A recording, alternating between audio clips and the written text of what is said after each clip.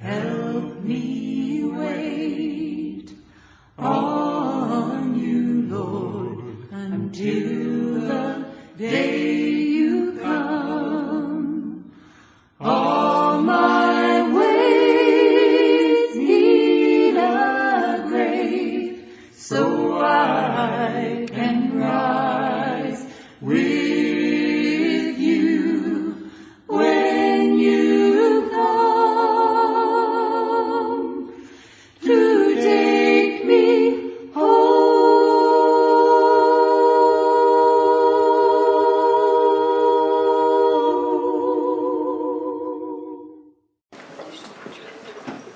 Good morning. If you have your Bibles, I'd be encouraging you to open it up to Deuteronomy chapter 32.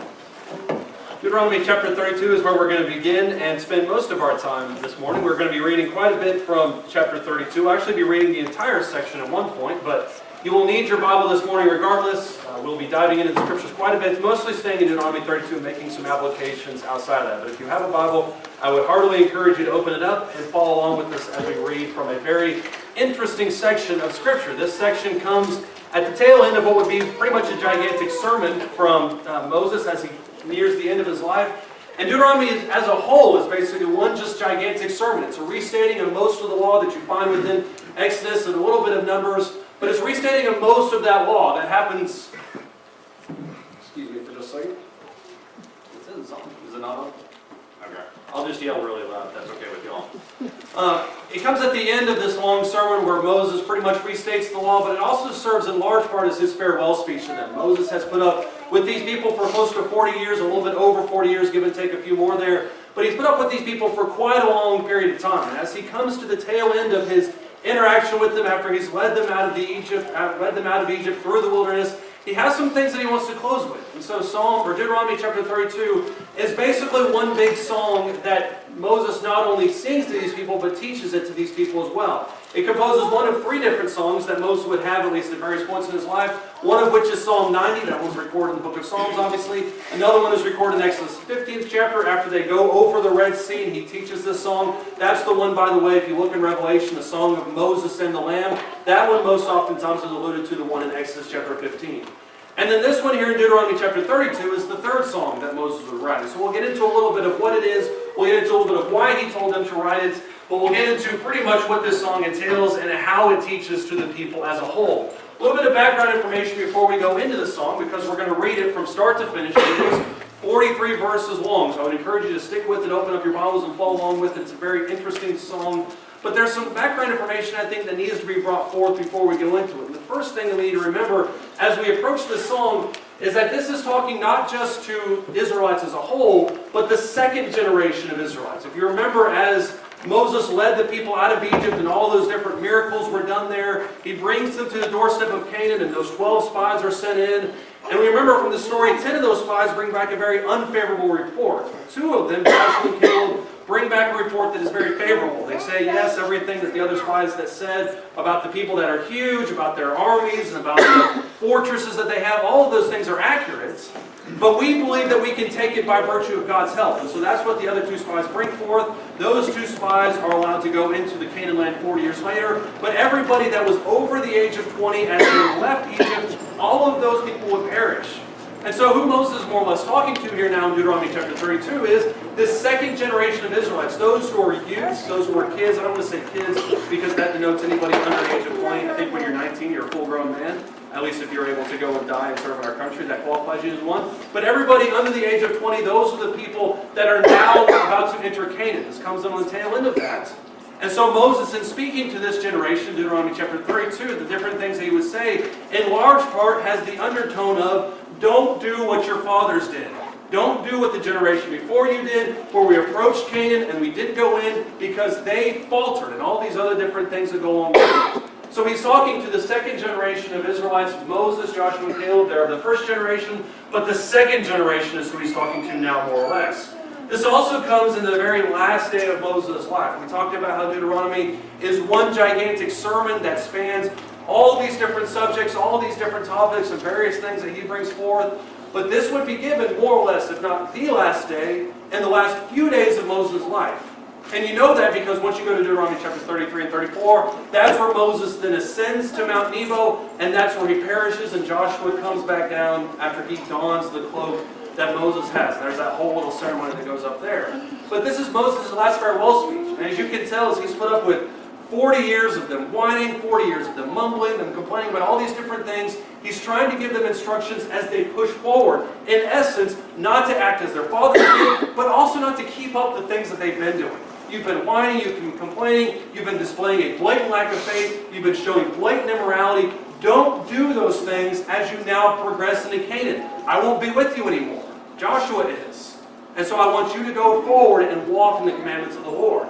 What's most interesting about this song, as you look at it, is not only is he described or he commanded to write this song, but he's also commanded to teach it to these people, which I think is a very interesting thing. We oftentimes look at songs, and I don't mean this in a very disrespectful way, but sometimes we can look at songs as kind of that filler thing in between the different acts of worship. We have the Lord's Supper, we have the prayer, we have the sermon, we have the Bible class, and songs kind of act as that loose buffer between them. That's not the way that we should look at songs. But I think sometimes that is the way that we subconsciously look at it. We sing these songs and we get to the next section, we sing these songs and we get to the next section, but songs serve a vital purpose in our worship. And that's one thing I want to clear up before we move any further into that, is that songs are designed, more or less, to teach us about the will of God. There's a reason why Ephesians chapter 5, verse 19, Colossians chapter 3, verse 16, one of the core instructions about singing and making melody in your heart is to admonish and to teach those around us. When you sing the songs that we've sung tonight, like the Old Rugged Cross, or this morning, rather, not tonight. It feels like nighttime because of how dark it looks outside. But when we sing songs like we did this morning, like the Old Rugged Cross, what I'm in essence doing is singing across the auditorium towards Howard, towards Travis, towards Cody, and I'm singing them and teaching them through the song about the Old Rugged Cross. And not only am I teaching them, but I'm also teaching myself as well. This would play very well into the type of culture that the Israelites would have. Because whereas we have the Bible that we can just have right in front of us, you have it in the rack ahead of you, you might have it on your lap, these people did not have take-home Torahs that they could go home and read at their leisure. And even if they did, they more or less couldn't read them. Because these are people that are largely illiterate, and this tradition that's handed down from generation to generation is largely oral in nature. These are people that are teaching their sons not about things that they read in a book, but things that they've heard from their father, things that they've heard from the generation before them. And so as Moses is telling them, as God tells Moses to teach this song to your children, he's telling them this is the way these people are not only going to remember their history, but this is the way these people are going to move forward into Canaan. This song is going to encapsulate a lot of teaching. And that's what he tries to tell them through this. When you look at the background information, for instance, look at Deuteronomy chapter 31. Look immediately before what we're going to read starting in chapter 31. When you look at verse 15, by the way, this provides a little bit of the background. It says, the Lord appeared to the tent in the tent in a pillar of a cloud. The pillar of the cloud stood at the doorway of the tent. And the Lord said to Moses, behold, you are about to lie down with your fathers. This is how we know that Moses is about to die. And this people will arise and play the harlot with the strange gods of the land, into the midst of which they are going, and they will forsake me and break my covenant which I have made with them. That's a very depressing statement. But look at verse 17. Then my anger will be kindled against them in that day, and I will forsake them and hide my face from them, and they will be consumed. And many evils and troubles will come upon them, so that they will say in that day, is it not because our God is not among us that these evils have come upon us? Did you notice their mentality there, especially in verse 17? Because whereas God tells them, these people are going to enter into Canaan land, they're going to play the harlot with other gods, and then they are going to subsequently have the curses come upon them about destruction, about poverty, about all these different things. Their response will not to be, we need to get our act together. Their response in verse 17 is, God is no longer among us anymore, and so that's why we are forsaken. God tells them beforehand, before they even enter into Canaan, that that's exactly what's going to happen to these people. They will turn away from me, they will play the harlot with other gods, they will bring poverty, they will bring destruction upon themselves, and then they will have the gall to turn around and blame me for it. And that's what God prophesies and tells is going to happen before they even enter into Canaan land. Well, look at verse 19. Now therefore, write this song for themselves, teach it to the sons of Israel, put it on their lips, so that this song may be a witness for me against the sons of Israel.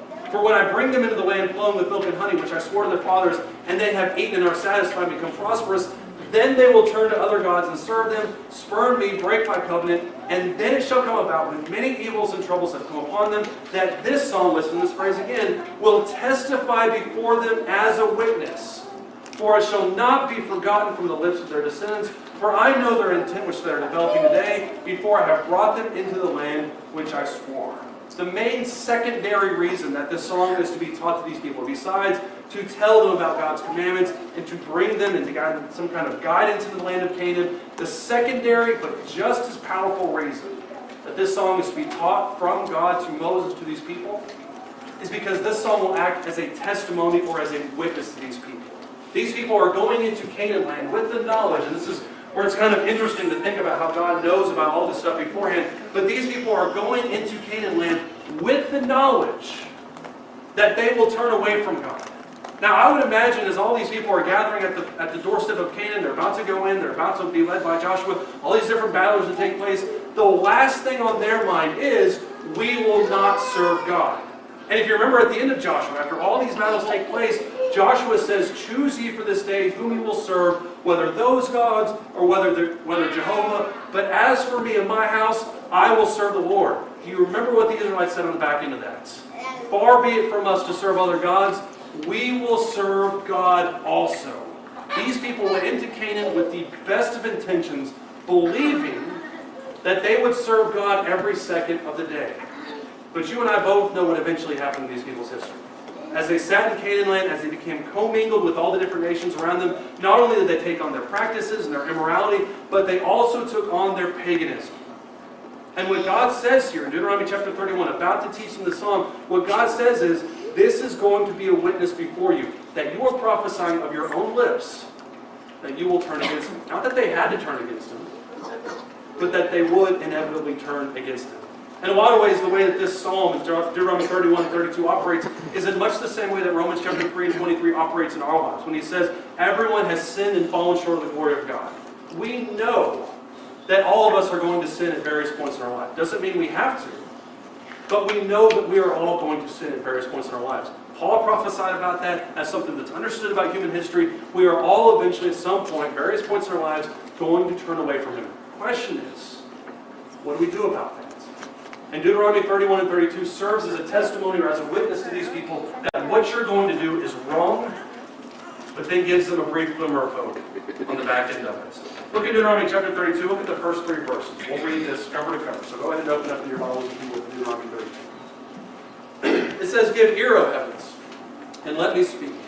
And let the earth hear the words of my mouth. Let my teaching drop as the rain, my speech distill as the dew, and the droplets on the fresh grass as the showers on the herb.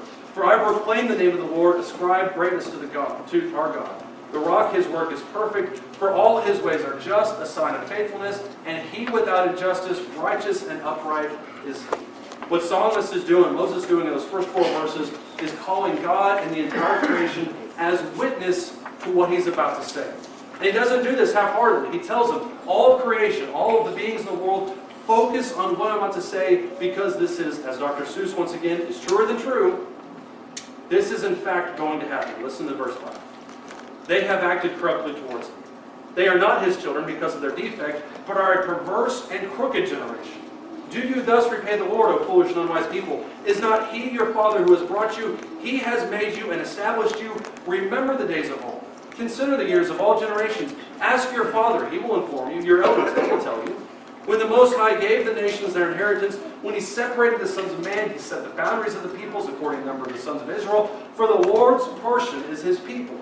Jacob is the allotment of his inheritance. He found him in a desert land.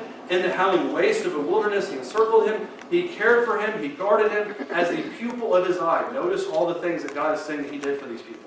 Verse 11, like an eagle that stirs up its nest, that hovers over its young, he spreads his wing and caught them and carried them on his pinions. The Lord alone guided them. There was no foreign God with them. He made him ride high on the high places of the earth, and he ate the produce of the field. He made him suck honey from the rock, and oil from the flinty rock, curds of cow, milk of the flock, fat of lambs, rams, the breed of Bashan goats with the finest of the wheat, and of the blood of grapes you drink wine. Notice all the things Moses says that God gave these people. And the repercussions of it start here in verse 15. Jeshurun grew fat, kicked. You are grown fat, thick, and sleek. Then he forsook the God who made him, scorned the rock of his salvation. They made him jealous with strange gods. With abominations, they provoked him to anger. They sacrificed demons who were not God, to gods whom they have not known, new gods who came lately, whom your fathers did not dread. You neglected the rock who begot you, and forgot the God who gave you birth. These verses represent an interesting commentary on these people. And I think not only on them, but also on us. Because what the first half of what we read, or actually the first 3 quarters of what we read, talks about all the different things that God had given to these people. I gave you grapes, I gave you plants, I gave you land, I gave you an inheritance, I gave you all of these things. But when you look at verse 15 down to verse 18, it was when these people grew fat and thick with the blessings of God, that's when they turned against Him. It was when they had everything that their heart desired. That's when they turned against Jehovah. Starting in verse 19, the Lord saw this and spurned them because of their provocation of the sons and daughters. Then He said, I will hide my face from them. I will see what their end shall be, for they are a perverse generation, sons in whom is no faithfulness. And they have made me jealous with what is not God. They have provoked me to anger with their idols. You see that in the New Testament. So I will make them jealous with those who are not a people, and I will provoke them to anger with a foolish nation. For a fire is kindled in my anger, burns to the lowest part of Sheol, and consumes the earth with its yield, and sets on fire the foundations of the mountains. I will heap misfortunes on them. I will use my arrows on them. They will be wasted by famine, consumed by plague and bitter destruction. And the teeth of beasts I will send upon them. With the venom of crawling things with dust, outside the sword will be reaved. Inside terror, both young man and virgin, the nursling with the man of gray hair. I would have said, I will cut them to pieces. I will remove the memory of them from them. Had I not feared the provocation by the enemy, that their adversaries would misjudge, or that they would say our hand is triumphant, and the Lord has not done all of this. Did you notice what He says there? As God pronounces this blistering accusation, this blistering condemnation on these people, and telling them, what you're getting is what you deserve based on the way that you've acted. You've acted immorally, you've acted unjustly, you've kicked against me, you've gone for the idols of the world, and you deserve all these different things. But God balks for a second. And I don't mean that disrespectfully. God balks a little bit there in verses 26 through 29 when He says, I would have done all these things. I would have annihilated you. Had it not been for the impression that it would have left in the world of who I am. That people would have said, well, this God led them out of Egypt only to annihilate them in the wilderness 40, 50 years later. I would have annihilated you had that not been the impression that I would have left for these people. But listen how He builds on this thought, starting in verse 28. They are a nation lacking in counsel. There's no understanding in them. Would that they were wise, that they understood this, that they would discern their future in part. That's the reason we're talking about it this morning. How could one chase 1,000, two put 10,000 to flight, unless their rock had sold them, and the Lord had given them up? In other words, just as great as your blessings had been because I was with you, thus amazing as it is as your misfortunes because I've now departed from you. Verse 31, indeed their rock is not like our rock. Even our enemies themselves judge this. For their vine is from the vine of Sodom, from the fields of Gomorrah. Their grapes are grapes of poison, their clusters are bitter. Their wine is the venom of serpents, the deadly poison of cobras. Is it not laid up in store with me, sealed up in my treasuries? Vengeance is mine, retribution in due time their foot will slay. For the day of their calamity is near, and the impending things are hastening upon them. For the Lord will vindicate His people, will have compassion on His servants, when He sees that their strength is gone, and there is none remaining, bond or free. Notice the shift in tone. Because after all of the negative, all of the condemnatory, all of the things that God has said to them, He now switches His tone to a slightly positive. Verse 37, He will say, where are their gods, the rock in which they sought refuge? Who ate the fat of their sacrifices, drank the wine of their drink offerings. Let them rise up and help you. Let them be your hiding place. See now that I am He, and there is no God besides me. It is I who put to death and give life. I have wounded, it is I who can heal. And there is no one who can deliver from my hand. Indeed, I lift up my hand to heaven and say, as I live forever, if I sharpen my flashing sword, and my hand takes hold on justice, I will render vengeance on my adversaries, and I will repay those who hate me. I will make my arrows drunk with blood. What a fantastic image that is. And my sword will devour flesh with the blood of the slain and the captives from the long-haired leaders of the enemy. Notice verse 43. Rejoice, O nations, with His people. For He will avenge the blood of His servants and he will render vengeance on his adversaries and will atone for his land and for his people. What you see here in Deuteronomy chapter 32, which is not up there for whatever reason, what you see in Deuteronomy chapter 32 is this blistering accusation of all of these things that God has against them. These are people who are blessed with an inordinate amount of blessings. People had literally every single thing that they could ever need or want given to them. And yet, instead of taking these blessings and continually praising God and exalting them, thank you for this, thank you for this, thank you for this, they took them, they grew fat, and it was at that point that they turned away from them. And you can see commentaries in today's world all day long about this type of behavior, where after we've been given things from God, after we look at the salvation that's in front of us, after we look at all the things that have done for us, we then either don't give Him credit, or we give ourselves credit. And we think of all the things that we can do, all the accomplishments we can have with these types of things. When you look at Deuteronomy chapter 32, not only is it a perfect commentary on the nation of Israel at large, but it's also a very good commentary on who we are as well. There's only 2 points, so if that doesn't help, don't read this. I think it's an excellent commentary on who we are as well. When you look at the Song of Moses as a whole, there's 2 things that it excels in. This would be the first point, as you can see right there. Just read it, maybe not. But the one thing that you notice about the Song of Moses in Deuteronomy chapter 32 is that it is brutally honest about reality. The Song of Moses, if you look at Deuteronomy 32, verses 1 through the end of it, 1 through 42, it is brutally honest about reality. I heard somebody say this week in looking at the sermon that basically the national anthem of this song, of Israel is, "We are destined to fail." And I think when you look at what these people do, that's pretty much what it was. They went into Canaan already with the understanding that they should do what God tells them to do, but they're not going to do it. They're going to grow fat, they're going to have all these different things, and they are eventually going to fail. But where they put their trust in, where they went wrong, is putting trust in the things of this world. I want you to look at Isaiah chapter 44. Flip over there with me if you would. I want you to look at Isaiah chapter 44.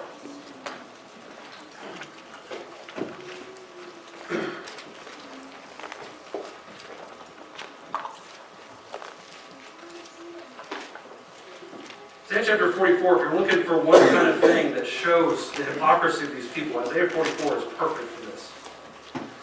Because it isolates one specific thing that these nations, or that Israel did wrong, that it seems like they just continually did wrong no matter what. By the time Jesus comes on the scene in the first century, it seems like the solution, or this thing has pretty much been solved. It's not really a big issue with them. But for close to 1,000 years, this is something that taxed them, it's something that afflicted them, and it's something that they gave into with their whole heart.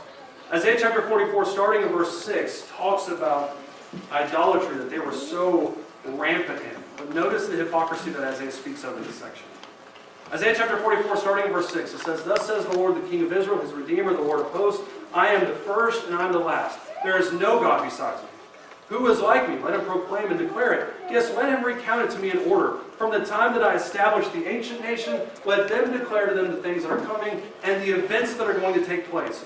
Do not tremble and do not be afraid, for have I not long since announced to you and declared it, that you are my witness? Is there any God besides me, or is there any other rock? I know of none." When you look at Isaiah chapter 44, starting in verse 6 and going down to verse 8, what you see is God issuing this blanket challenge to everybody, saying, if you can find a God, if you can find an idol, if you can find a being, if you can find a human that is even remotely similar to I am, then bring him in front of me, because I want to know.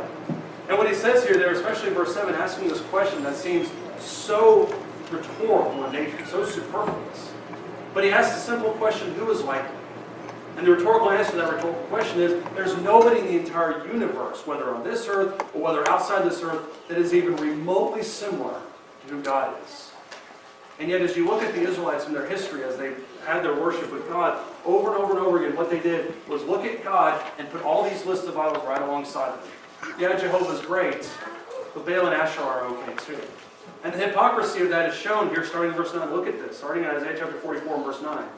He says, "Those who fashion a grave image are all of them futile, and their precious things are of no profit. Even their own witnesses fail to see or know, so that they will be put to shame.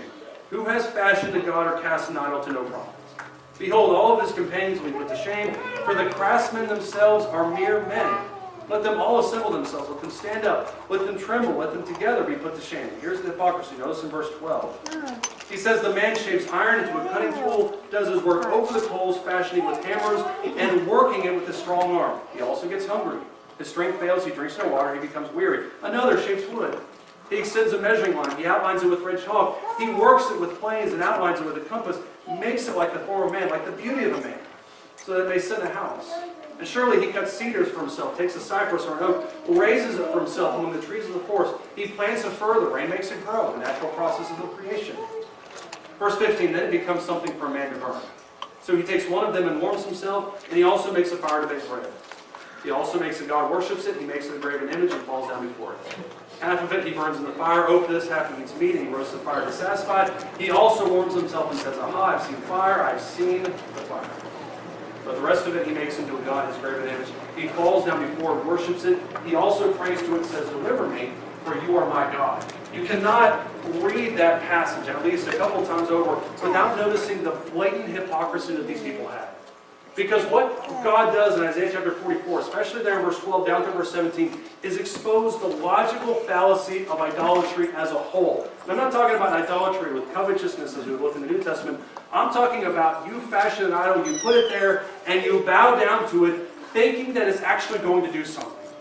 And what Isaiah exposes here in Isaiah chapter 44 is the same wood that creates this idol, that you're worshiping, that you're offering sacrifices to, that you're spending your whole life praising.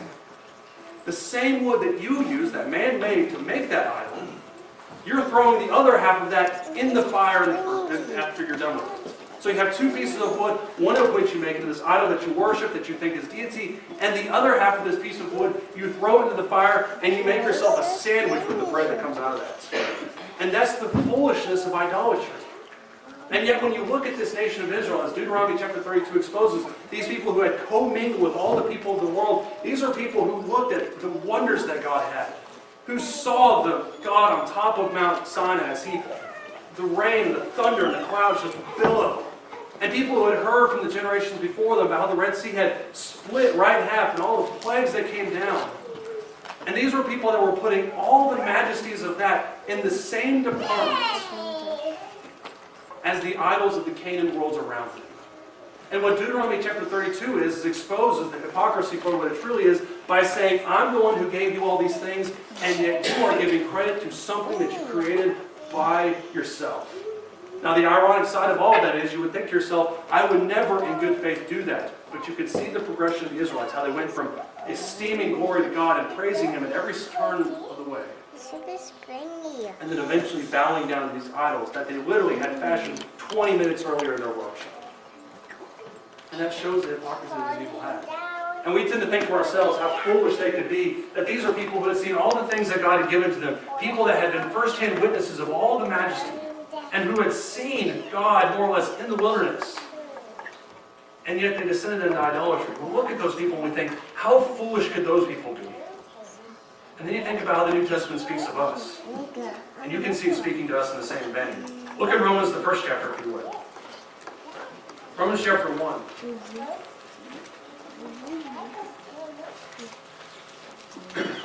By the way, before you begin to think that Romans is in the same vein as Deuteronomy, how could these people do it, that type of thing? We should look at this as being very modern. We're going to take it a little bit more modern here in a second. But look at what he has to say here.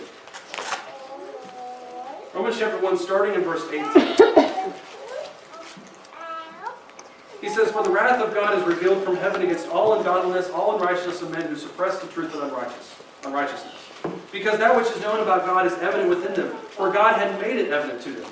For since the creation of the world, His invisible attributes, His eternal power, His divine nature, have been clearly seen, being understood through what has been made, so that they are without excuse. What he's saying more or less to that is, you can see God literally everywhere. We've talked about this before. How you can see God literally everywhere. If you're looking for evidence of God's existence in the first place, take 2 steps out your front door and look at a tree.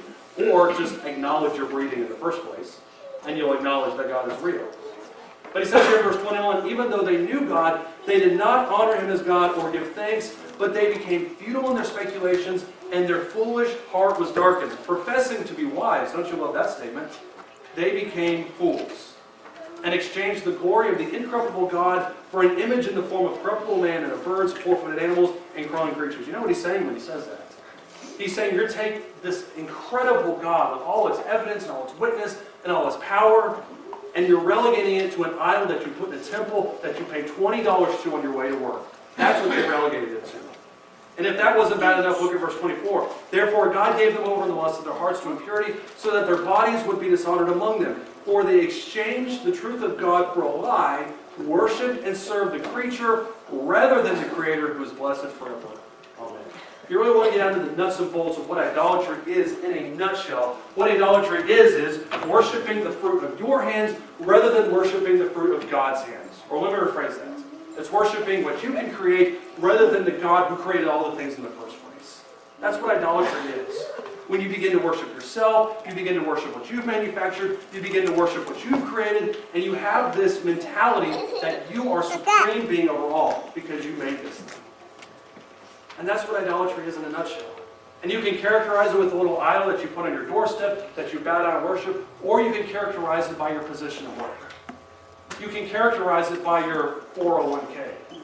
You can characterize it by the type of car that you have sitting in your front yard, and you think to yourself, look at what I have done by myself, rather than giving God the glory. And we look at Deuteronomy 32 in the Song of Moses, and we think to ourselves, how can they be so foolish, after all the things they've seen, to give credit of that to some physical inanimate object? And yet we do exactly the same thing when we look at the things that we have in life, and we fail to give God the credit for those types of things.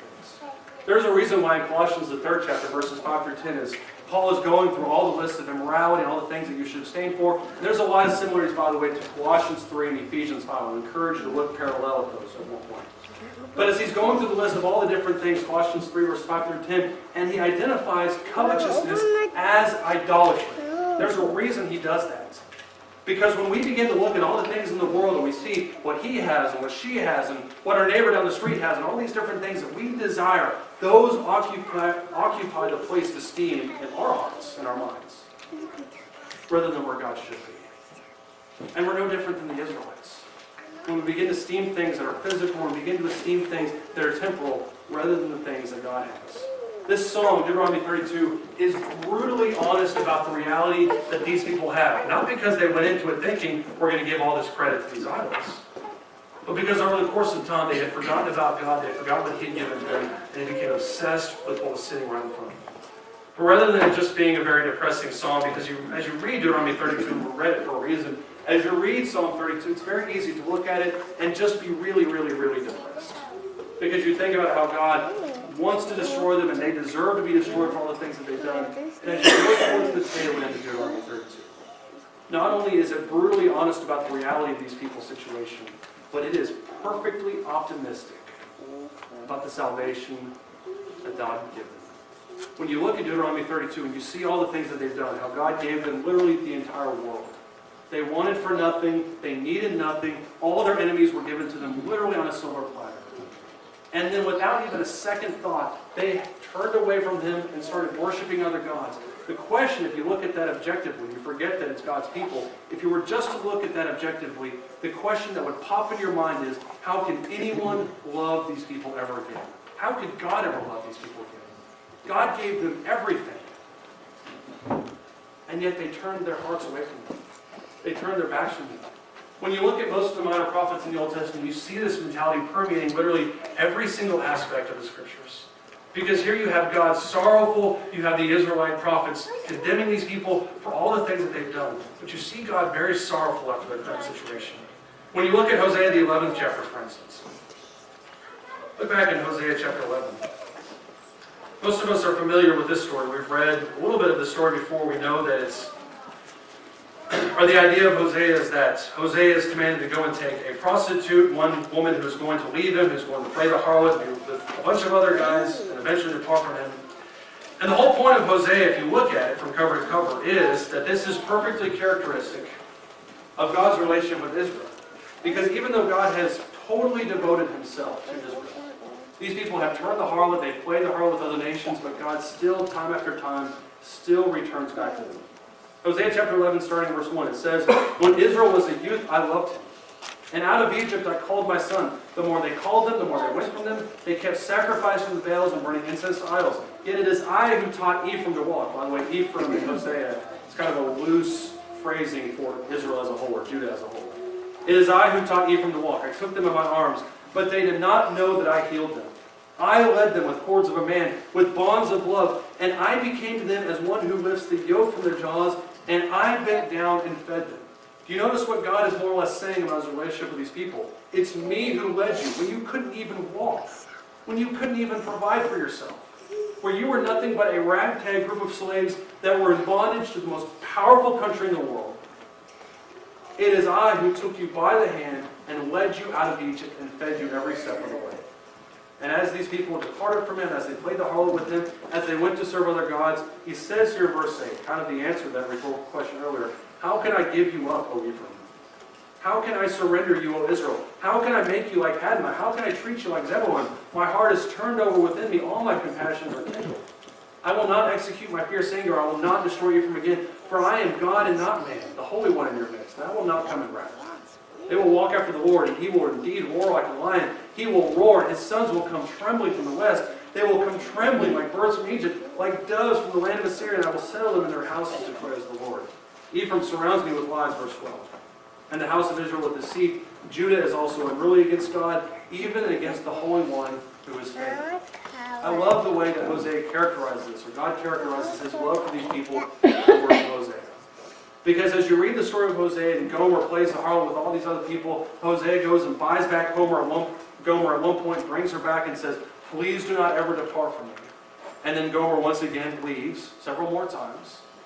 The question by the time you get to chapter 11 is, how can you ever still love this woman who has shown zero love, affection, devotion, anything to you in the first place? How can you still love her? And yet God looks at this in Hosea chapter 11, starting verse 8, saying, how can I give you love? How can I surrender you, O Israel? How is it that I can take the thing that I love and that I've walked with every single step of the way for 600 years, how can I give that up? And I'll be honest with you, as I stand here this morning and talk about Hosea and talk about the salvation that we have with Christ, I do not have a good answer at all for explaining why God still loves Israel. I don't know how God still loves Israel.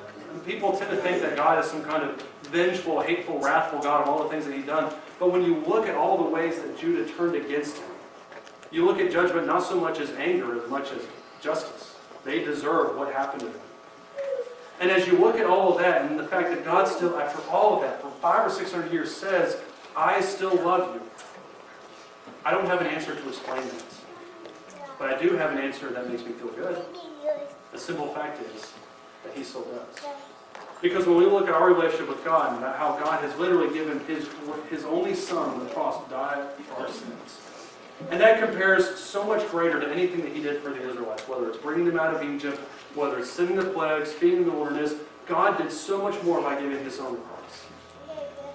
And then yet when I look at my own life and think, how can God still love me after all the things that I've done against him? How I've turned against him, how I've done what I haven't supposed to have done, how I've said what I haven't supposed to have said, how I've not followed him and obeyed him in every aspect of my life as I should. And yet I still know at the end of it that God still loves me if I will return to him. And I don't have a good explanation for why God loves me. I don't have a good understanding of why God loved Israel. But thanks be to God that after all of the magnitude of transgressions and disobediences that I have done towards him in my own life, that I know that if I but ask for forgiveness and repent and turn back to him, he will still forgive me. It's passages like this that make verses like Matthew 18 so comical.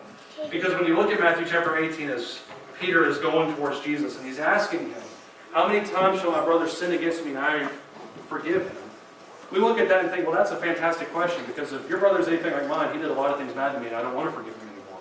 So it's a very honest question, because we think, I want to know the answer to that too. But when you think about all the things that God has done for us, and all the things that Jesus would do for Peter, and then you look at that question, instead of 7 times, should it be 7 times 7? Jesus looks and says, if he comes to you 70 times 7 times, in one day asking for forgiveness, you still grant that forgiveness to him. It's almost comical to think that there's any limits to forgiveness whenever you look at all the things that God was willing to give to Israel and all the things that God was willing to do for us. If you would, go ahead and open up your songbooks to song number 587. I don't think the projector is going to be working for us. So go ahead and pull out your songbooks to song number 587. In just a second, we'll be singing that song. If you're here this morning and you've departed from Christ, or you haven't even started your walk with Christ, I can bet you at one point you're looking into your heart and you're thinking to yourself, there's no way in the world that God can love somebody like me. Because maybe I never professed faith in Him, maybe I was never baptized in the first place, but I know my own self, my own sins well enough to know that God can never, ever, ever love me for what I've done. And I'm here to tell you, as you look at Deuteronomy 32, and you look at the fact that God not only prophesied and told them exactly what they were going to do and how they were going to turn from this, but the fact that He closed it off by giving them hope and by saying that He would always be there for His people. I can look at you with 100% confidence and say that no matter what you've done in your life, and no matter what you think you've done, turn away from God, that God still loves you and wants you to turn back to Him and to follow Him. And if we can help you with that anyway, won't you come and sing that? Help me wait on you, Lord, until the day you come. All my ways need a grave, so I can rise with